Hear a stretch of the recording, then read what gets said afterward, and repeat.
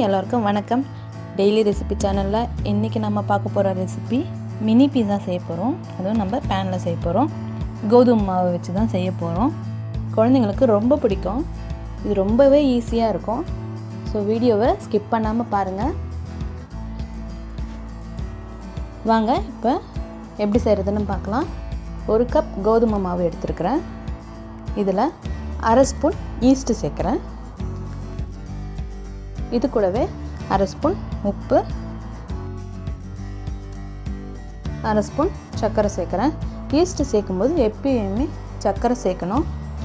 இப்போ இதை நல்லா கலந்து விட்டுட்டு இதில் அரை கப் போல் தண்ணி விட்டு பிசைஞ்சு எடுத்துக்கலாம்.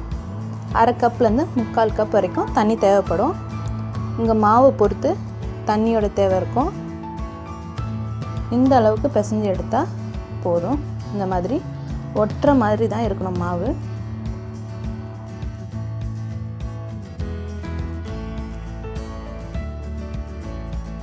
இப்போ இதில் 1 ஸ்பூன் எண்ணெய் சேர்த்துக்கலாம். சேர்த்துட்டு மேலே தடவி விட்டுக்கலாம். மேல் மாவு காஞ்சி போகாது. எண்ணெய் தடவுறதால ஓரங்களெல்லாம் ஒட்டாமல் வரும். இப்போ இதை மூடி போட்டு 1.5 மணி நேரம் வார்மாக இருக்கிற பிளேஸில் வைக்க போகிறோம். இப்போ 1.5 மணி நேரம் ஆகிடுச்சு. இப்போ ஓப்பன் பண்ணி பார்க்கலாம். பாருங்கள், நம்ம வச்ச மாவை விட டபுள் மடங்கு ஆகியிருக்கு. இப்போ இது மேலே 1 ஸ்பூன் கோதுமை மாவு சேர்த்துக்கலாம். சேர்த்துட்டு நல்லா பிசைஞ்சு எடுத்துக்கலாம்.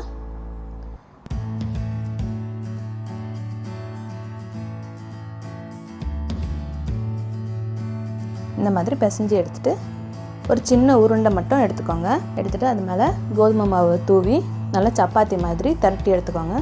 சப்பாத்தி அளவுக்கு ரொம்ப தின்னாக திரட்டாதீங்க. 2 சப்பாத்தி தடிமன் இருக்கணும். அந்த அளவுக்கு திரட்டி எடுத்துக்கோங்க. திரட்டி எடுத்துகிட்டு இந்த மாதிரி ஏதாவது ரவுண்டு கட்டர் எடுத்துக்கோங்க. ஏதாவது பாட்டில் மூடி கூட எடுத்துகிட்டு கட் பண்ணிக்கோங்க. ரவுண்ட் ஷேப்பில் இந்த மாதிரி கட் பண்ணி எடுத்துகிட்டு மீதி இருக்கிற மாவெல்லாம் எடுத்துருங்க. பாருங்கள், இந்த அளவுக்கு தடிமன் இருந்தால் போதும். ஏன்னா இதை நம்ம குக் பண்ணும்போது இதை விட கொஞ்சம் தடியாகும். அதுவே நம்மளுக்கு போதும். இப்போ எல்லா மாவையும் இதே மாதிரி திரட்டி எடுத்து வச்சுக்கலாம். வாங்க இப்போது பீஸா பேஸை ஃபஸ்ட்டு குக் பண்ணி எடுத்துக்கலாம். ஒரு பேனில் நம்ம ரெடி பண்ணி வச்சுருக்கிற பீஸா பேஸை எடுத்து அரேஞ்ச் பண்ணிக்கோங்க. அரேஞ்ச் பண்ணிவிட்டு ஒரு சைடு 30 செகண்ட் வெந்தால் போதும். திருப்பி போட்டுட்டு இன்னொரு சைடும் 30 செகண்ட் வேக விடுங்க. மொத்தமாக இது வேகிறதுக்கு 1 நிமிஷம் தான் எடுத்துக்கும். ரொம்ப வேக விட்டுறாதீங்க, கலர் மாறுற அளவுக்கு. அவ்வளோதான், இது வெந்துடுச்சு. இதை எடுத்து நம்ம ஒரு பிளேட்டில் வச்சுக்கலாம். எல்லா பேஸையுமே இதே மாதிரி குக் பண்ணி எடுத்து வச்சுக்கோங்க. இப்போ நம்ம பீஸாவுக்கு தேவையான சாஸ் ரெடி பண்ணிடலாம். ஒரு பவுலில் 2 டேபிள் ஸ்பூன் போல் டொமேட்டோ சாஸ் எடுத்துருக்கிறேன். இதில் 1 spoon chilli garlic sauce add பண்ணிக்கிறேன். இது கூட 1/4 டீஸ்பூன் போல் ஒரிகானோ சேர்த்துக்கிறேன். உங்கள்கிட்ட ஒரிகானோ இல்லைன்னா கூட பரவாயில்ல. காஞ்ச துளசி இலை இருந்ததுன்னா அதை க்ரஷ் பண்ணி சேர்த்துக்கோங்க. நல்ல ஃப்ளேவர் கொடுக்கும். இதை நல்லா கலந்து இதை தனியாக எடுத்து வச்சுக்கலாம். இப்போ வாங்க பீஸா செய்யலாம். நம்ம ரெடி பண்ணி வச்சுருக்கிற பேஸ் எடுத்து அதில் நம்ம ரெடி பண்ணி வச்சுருக்கிற பீஸா சாஸை இது மேலே ஸ்ப்ரெட் பண்ணிக்கலாம். கொஞ்சம் போல் எடுத்து ஸ்ப்ரெட் பண்ணுங்கள், அதுவே போதும். இப்போ இது மேலே மோசரல்லா சீஸ் எடுத்துருக்கிறேன். அதையும் ஸ்ப்ரெட் பண்ணிக்கலாம். மோசரல்லா சீஸ் தான் கண்டிப்பாக யூஸ் பண்ணணும்.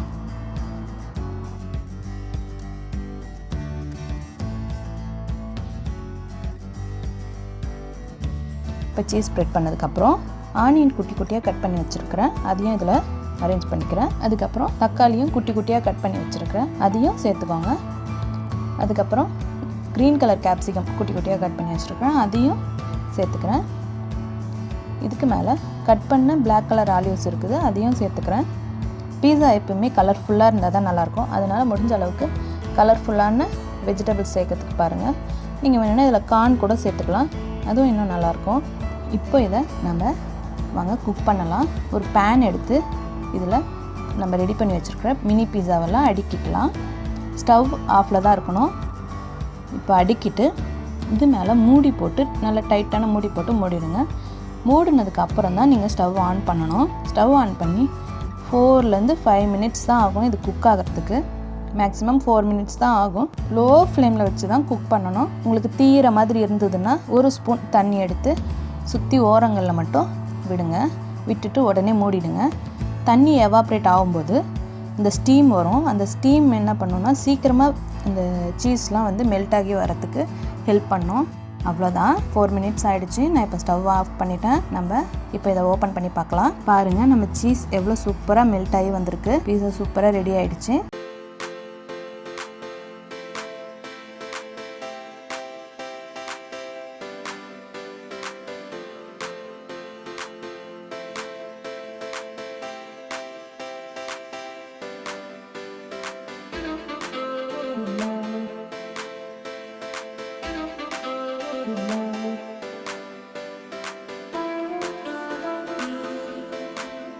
ஸ்வீட் போண்டா இது ரொம்ப டேஸ்ட்டாக இருக்கும். ஹெல்த்தியான ரெசிபியும் கூட.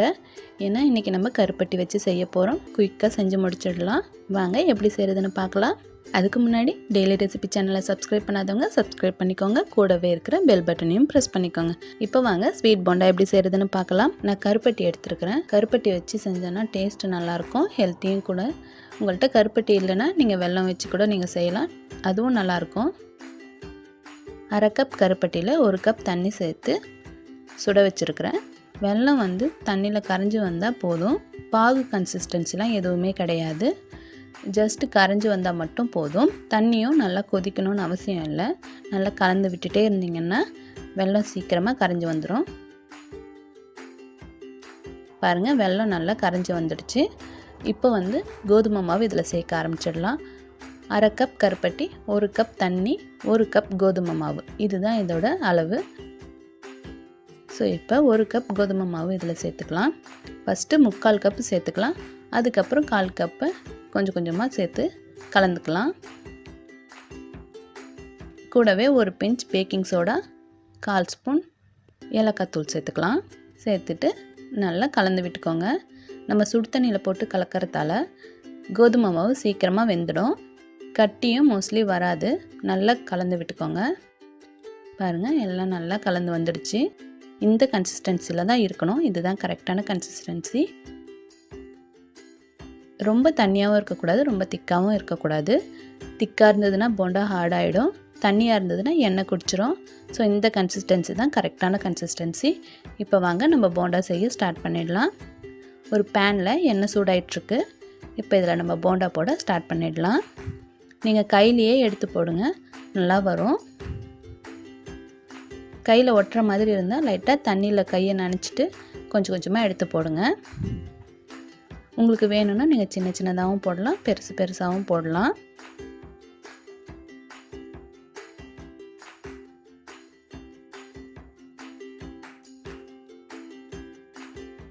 கோதுமை மாவை நம்ம சுடு தண்ணியில் போட்டு கலந்ததால் சீக்கிரமாக வெந்துடும். இப்போ திருப்பி விட்டுக்கலாம்.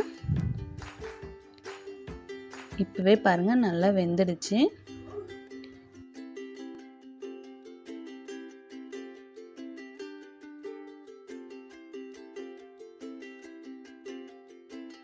நான் இன்றைக்கி குட்டி குட்டியாக போட்டிருக்கிறேன். உங்களுக்கு வேணும்னா இந்த மாதிரி பெருசு பெருசாக கூட போட்டுக்கலாம்.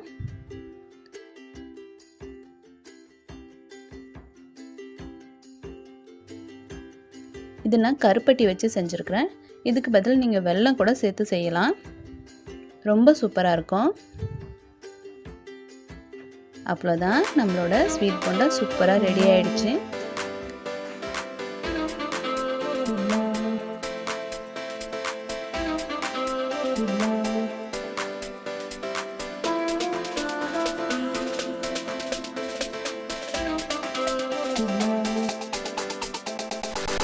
டீ கடை போண்டா ரொம்பவே ஈஸியான ரெசிபி.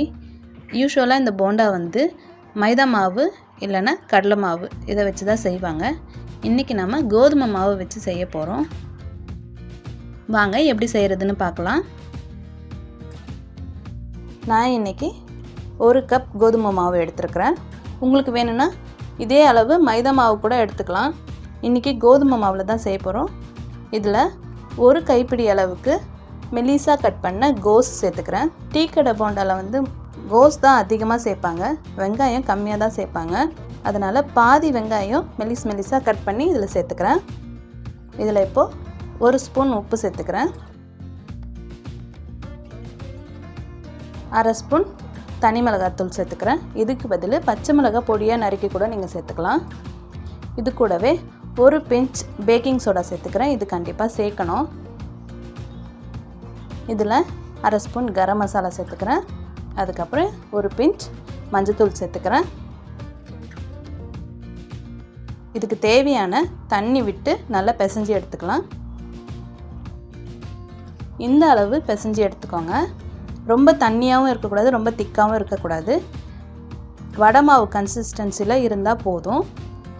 திக்காக இருந்தால் போண்டா ஹார்டாகிடும். ஸோ இந்த அளவுக்கு மட்டும் தண்ணி விட்டு பிசைஞ்சு எடுத்து வச்சுக்கோங்க. இப்போ எண்ணெய் நல்லா சூடாக இருக்குது. இதில் நம்ம போண்டாவை போட ஆரம்பிச்சிடலாம். நிறைய போடாதீங்க, ஒன்றோடு ஒன்று ஒட்டிட்டு ஒரு மாதிரி பிரிஞ்சு போயிடும். அதனால் கொஞ்சம் ஒரு 4-5 அளவுக்கு மட்டும் போட்டுக்கோங்க. போட்ட உடனே திருப்பி விடக்கூடாது. திருப்பி விட்டால் பிரிஞ்சு போயிடும். கொஞ்சம் நேரம் வேக விட்டுட்டு திருப்பலாம். ஒரு 2 நிமிஷம் போல் வேகட்டும்.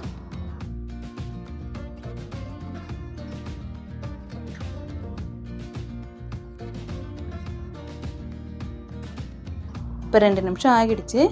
இப்போ இதை திருப்பி விட்டுக்கலாம்.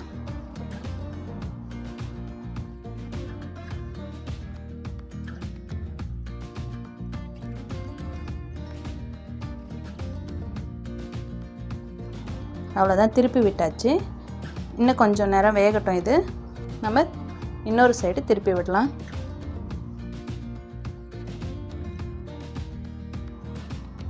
அவ்வளோதான், 2 சைடும் நல்லா வெந்து வந்துடுச்சு. பாருங்கள் எவ்வளோ அழகாக கோல்டன் கலரில் வந்திருக்கு.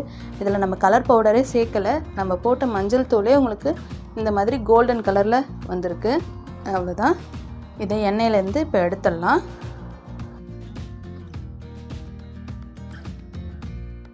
இது வந்து நான் கடைசியாக போட்ட பேட்ச். இதில் ஒரு கொத்து ஃப்ரெஷ்ஷான கருவேப்பிலையை சேர்த்துக்கிறேன். சேர்த்துட்டு கருவேப்பிலை நல்லா பொரிஞ்சு வந்ததுக்கப்புறம் இப்போ இது எல்லாத்தையுமே நம்ம எடுத்துடலாம். அவ்வளோதான், நம்ம போண்டா எவ்வளோ சூப்பராக ரெடி ஆகிடுச்சு பாருங்கள். எப்போவுமே இந்த போண்டா கூட சூடான டீயோ காஃபியோ வச்சு சாப்பிட்டோன்னா ரொம்ப சூப்பராக இருக்கும். பாருங்கள், போண்டாவும் சூப்பராக இருக்குது. மேலே கிறிஸ்பியாக உள்ள சாஃப்டாக எவ்வளோ சூப்பராக வந்திருக்கு பாருங்கள்.